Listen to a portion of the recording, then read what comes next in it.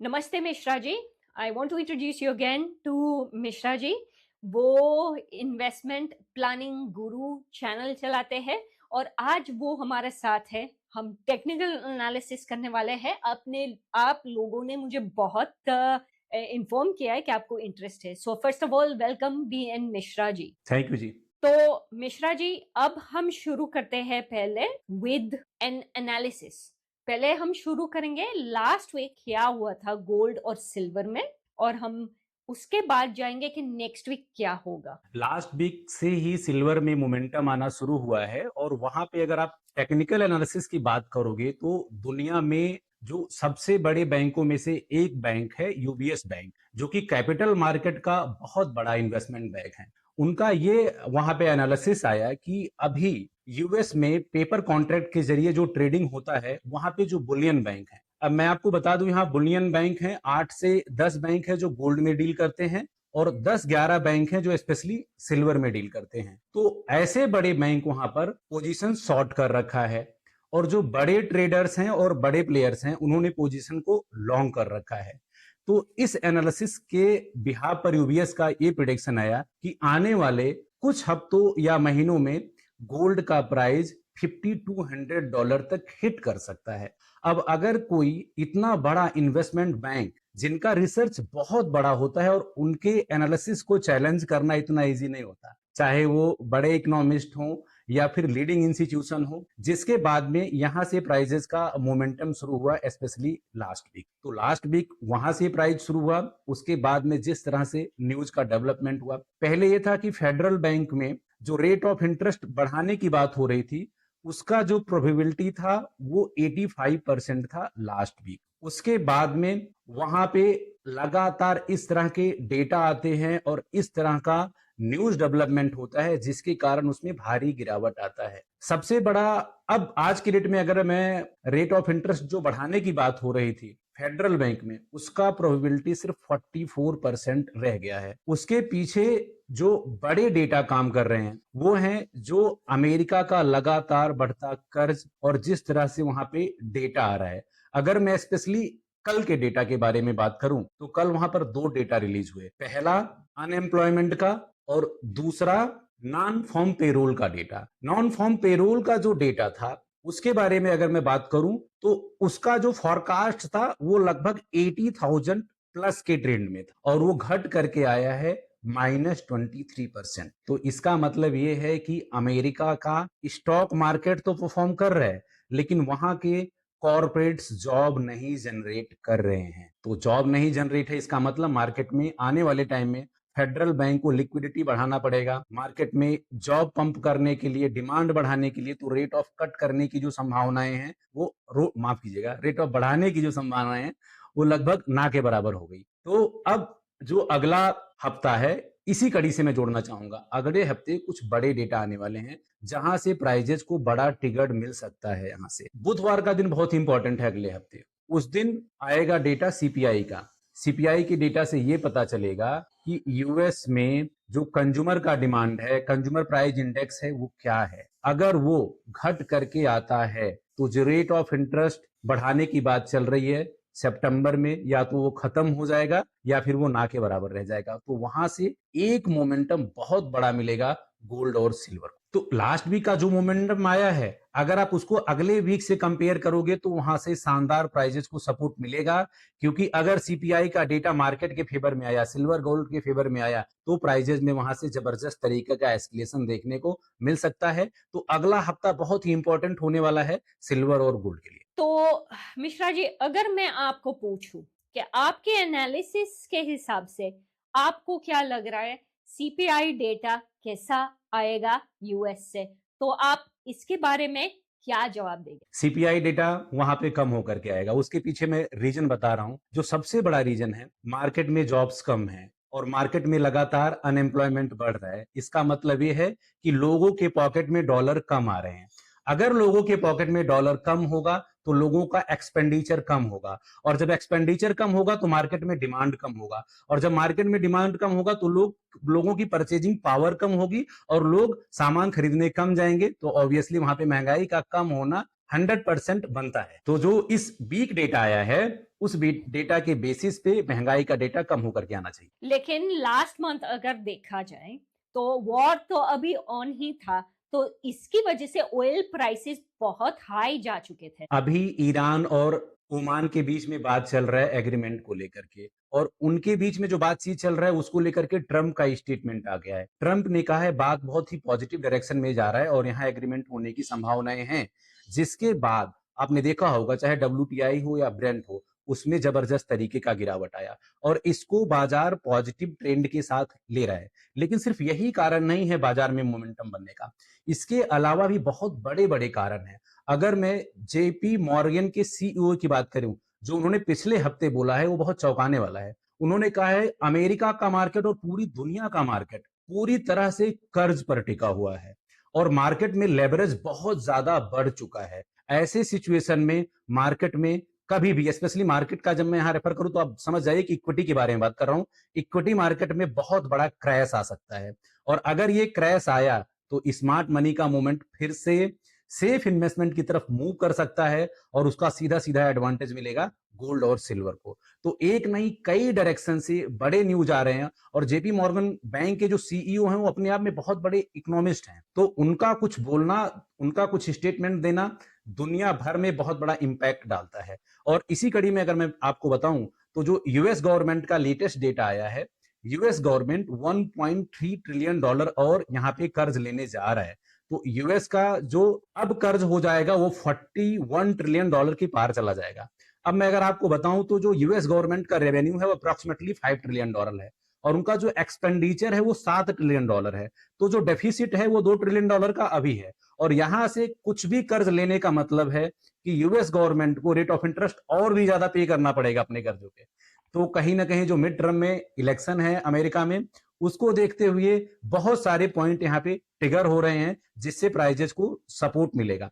यहाँ मैं ये नहीं कह रहा हूं क्योंकि आरएसआई की अगर आप बात करोगे टेक्निकल पॉइंट ऑफ व्यू से, टेक्निकल चार्ट के पॉइंट ऑफ व्यू से, तो आरएसआई गोल्ड का 76 पहुंच गया है। इसका मतलब हैवी बाइंग ऑलरेडी आ चुकी है। लेकिन जिस तरह से मोमेंटम बन रहा है यहाँ पे बड़े प्लेयर्स चाहे वो चाइना हो या अदर हो, सबने बड़े मात्रा में गोल्ड खरीद रहे हैं और खरीदने का ये काम जारी रखेंगे। अगर मैं आपको पूछूं कि नेक्स्ट वीक क्या होने वाला है इन योर माइंड, आपने बोल दिया है कि इन्फ्लेशन डेटा निकलने वाला, विच इज वेरी ट्रू, एक वो पॉइंट है।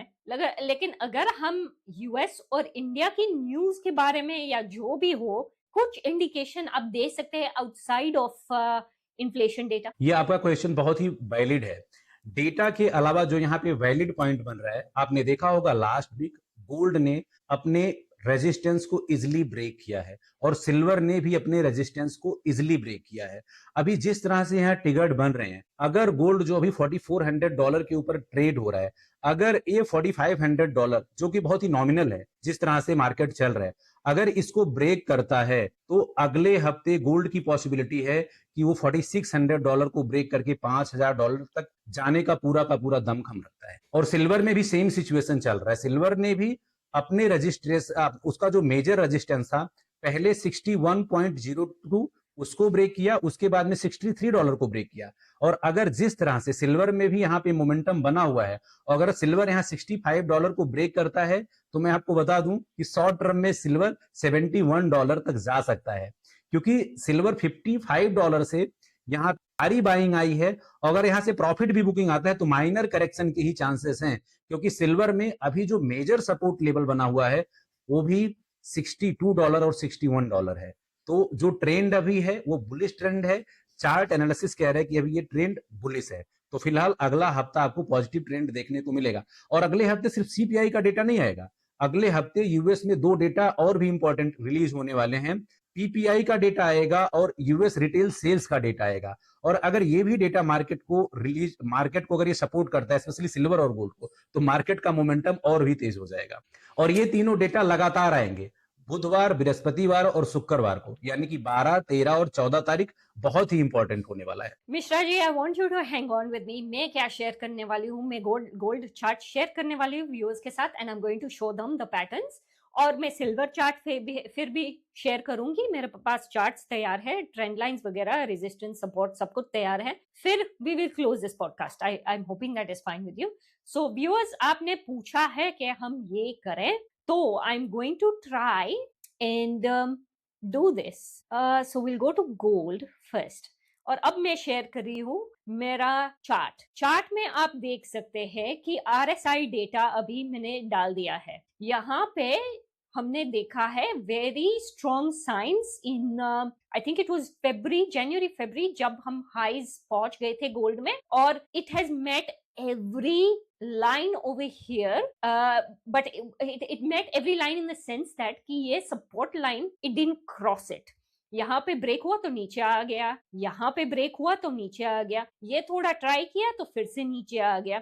और रेजिस्टेंस देखा जाए तो it was trying to go below the resistance but it got push back within the wedge pattern. तो अगर मैं आप लोगों को बोलूं कि गोल्ड ने बेसिकली वेज लाइन मेंटेन किया है and then it broke out the last day. To add to that the next support line I think is going to be 4375 मुझे लग रहा है, that is going to be the next support key line that we are seeing here, 4375. Based on the lows of that line, if we pass that, and you can see we tried here, but if we pass this based on the CPI data and all the data that comes out next week, अगर ये अच्छा निकला so if we pass that, we are probably looking at a different support line and we'll go higher beyond that. So that was for gold, and Mishra ji will add to this if there is anything to add.